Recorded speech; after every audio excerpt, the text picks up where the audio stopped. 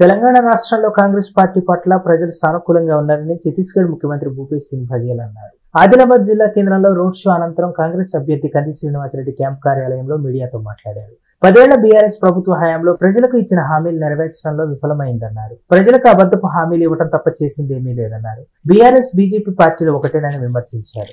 తెలంగాణ రాష్ట్రంలో 6 గ్యారెంటీలు తప్పనిసరిగా అమలు చేస్తామని స్పష్టం చేశారు. बिगड़े हुए मौसम के बावजूद भी यहाँ रोड शो भी हुआ। श्रीनिवास रेड्डी जी ने तत्काल व्यवस्था भी की और बहुत शानदार हज़ारों के तादाद में यहाँ सब लोग आए। रोड शो में बहुत ज़बरदस्त उत्साह लोगों में, जितने भी वहाँ जो दुकानदार हैं, जो ग्राहक हैं, जितने भी मिले रास्ते में, निश्चित रूप से देखने के बाद ये लगता है कि श्रीनिवास जी के पक्ष में यहाँ ज़बरदस्त माहौल है। आदरणीय साथियों, आज प्रत्येक व्यक्ति महंगाई से जूझ रहा है। केंद्र सरकार लगातार, चाहे पेट्रोल हो, डीजल हो, गैस हो, चाहे रासायनिक खाद हो, चाहे यात्री ट्रेन हो, सबके कीमतें में इतना वृद्धि कर दिया है कि आम आदमी का जीना दुभर हो गया है। ऐसे समय में लोग उम्मीद कर रहे थे यहाँ की स्टेट गवर्नमेंट से कि हमको कुछ सहायता मिलेगी, लेकिन वो मिलना तो दूर, जो वादा उन्होंने किया था उसे उन्होंने कभी पूरा नहीं किया।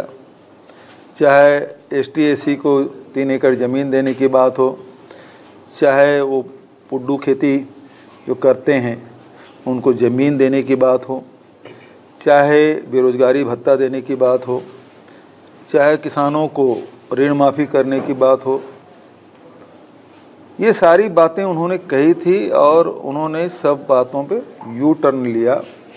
और उम्मीद तो लोग कर रहे थे किसानों का भला होगा, मज़दूरों का भला होगा, बेरोज़गारों का भला होगा, महिलाओं का भला होगा, और इस कारण से उनको 10 साल का मौका दिया। लेकिन उन्होंने अपने घर भरने के अलावा दूसरा कोई काम नहीं किया। उनके परिवार वाले खूब संपन्न हुए। 17 विभाग उनके परिवार के सदस्यों के पास है, और यहाँ लगातार ज़मीन, लगातार उनके लोग, चाहे वो विधायक हो, मंत्री हो, चाहे खुद उनके परिवार के लोग हों, सब लोगों ने ज़मीन खूब इकट्ठा की।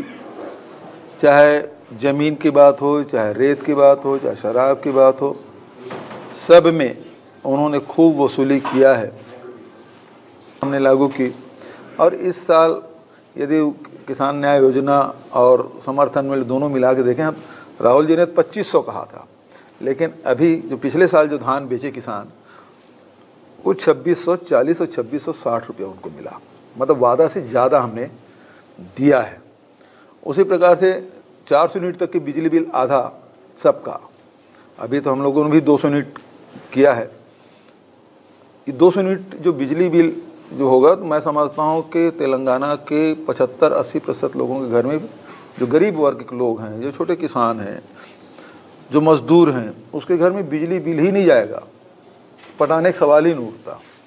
ये बड़ी बात है। हमारे यहाँ भी 400 यूनिट तक बिजली बिल आधा हम लोगों किया, और लगभग 4300 करोड़ से अधिक की राशि सब्सिडी के रूप में उनको दिया।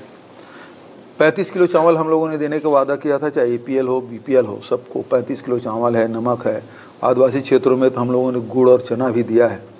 तो ये उपलब्ध कराया, उसमें हज़ारों करोड़ की सहायता हम लोगों ने दी। तो अभी तक के जितने भी हम लोगों ने राशि, चाहे लघु उपज खरीदी की बात है, हमारे यहाँ जो बीड़ी पीते हैं ना, तो बीड़ी तेंदुपत्ता हमारे यहाँ होता है, तो 4000 प्रति मानक बोरा के दर से है। और जितने लघु उपज है उसके समर्थन मूल्य खरीदी की, उसको वैल्यू एडिशन करने का, तो ये सब हम लोगों ने किया। तो करीब इन 5 वर्षों में 1,75,000 करोड़ रुपया सीधा जो हितग्राही हैं उनके खाते में गया है। तो हम लोगों ने जो जो वादा, हमारे कांग्रेस के नेता, उस समय राष्ट्रीय अध्यक्ष राहुल जी थे, उन्होंने जो वादा किया था हम लोगों ने पूरा किया है। आज उसी प्रकार से हमारे कर्नाटक गवर्नमेंट है, अभी ज़्यादा दिन बना नहीं है, लेकिन 5 गारंटी उन्होंने कही थी, और 5 गारंटी उन्होंने पहले कैबिनेट में उन्होंने पारित कर दिया। ఈ రోజు గౌరవనీయులు ఛత్తీస్గఢ్ రాష్ట్ర ముఖ్యమంత్రి వర్యులు శ్రీ భూపేష్ సింగ్ బఘెల్ గారు అద్భుతమైనటువంటి సుపరిపాలనతో ఛత్తీస్గఢ్ రాష్ట్రాన్ని గత 5 సంవత్సరాలలో అద్భుతంగా ప్రగతి సాధించి ఈరోజు మళ్ళొకసారి ఛత్తీస్గఢ్లో 2/3 మెజార్టీతో అద్భుతంగా మెజార్టీని సాధించి అధికారంలోకి తీసుకొస్తున్నటువంటి ఛత్తీస్గఢ్ రాష్ట్ర రథసారథి వారికి భూపేష్ సింగ్ బఘెల్ గారికి ఈరోజు ఆదిలాబాద్లో రోడ్ షోకి ఘన స్వాగతం పలికినాం. మేమంతా ఒకటే 6 గ్యారెంటీ ఆదిలాబాద్ ప్రజలకు అందించాలన్నదే కాంగ్రెస్ పార్టీ ఆశ శ్వాస. ఎట్టి పరిస్థితులలో బీఆర్ఎస్ నుంచి పోటీ చేస్తున్న ఈ జోగు రామన్న గారు ఈ 17 సంవత్సరాలలో ఆదిలాబాద్ని అన్ని విషయాలలో సత్యనాశనం చేసిండు, అన్ని విషయాలలో వినాశనం చేసిండు. ప్రజలందరిది క్రూరమైన పాలన, రాక్షస పాలన.